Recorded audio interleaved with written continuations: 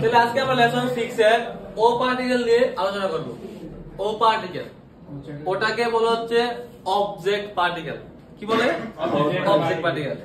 বাক্যে যে কোনো অবজেক্টের সাথে ও পার্টিকেল বসে। কি বসে? ও পার্টিকেল বসে। আমরা যখন একটা বাক্যের মধ্যে অবজেক্টটাকে বের করতে পারবো তখন আপনার চোখ বন্ধ করে ওই জায়গায় দিবেন ও পার্টিকেল বসাবেন। আগে বাবার দরকার নেই, ওই জায়গায় ও পার্টিকেল বসাবেন। অবজেক্ট বের করা একদম ইজি। সেটা কি হবে? আমি যখন বাক্যের ভাগ বা কর্তাকে যদি কি বা কাকে দ্বারা প্রশ্ন করি, যে উত্তর পাওয়া যায় সেটা কি বলে? অবজেক্ট বলে। আমি দেখো দুটা বাক্য লিখছি, দুটা বাক্য বাংলা প্লাস জাপানি। আমি বাংলা বলতেছি, আমি বই পড়ি। এখন এখানে পড়ি হচ্ছে কি? ভার্ব। আমি এই ভার্বটাকে কোশ্চেন করি, কি পড়ি? বই পড়ি। কি পড়ি? বই পড়ি। তাহলে অ্যানসার কি আসছে?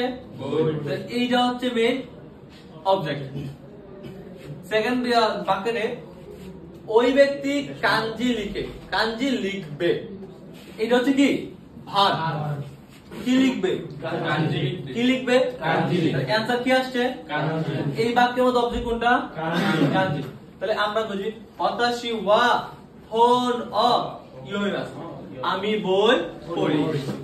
আনহিত ওয়া কাঞ্জি অ কাকিমাস, ওই ব্যক্তি কাঞ্জি লিখবে।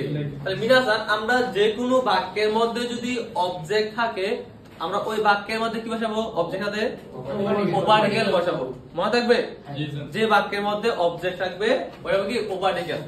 তাহলে আমরা কি অবজেক্ট মার্কা যে পার্টিকেল আছে ও পার্টিকেল মিনাসান ওয়াকারি মাস্তাকা, ওয়াকারি মাস্তাকা, তাই জোরে আছে। হাই আরিগাতো গোজাইমাস।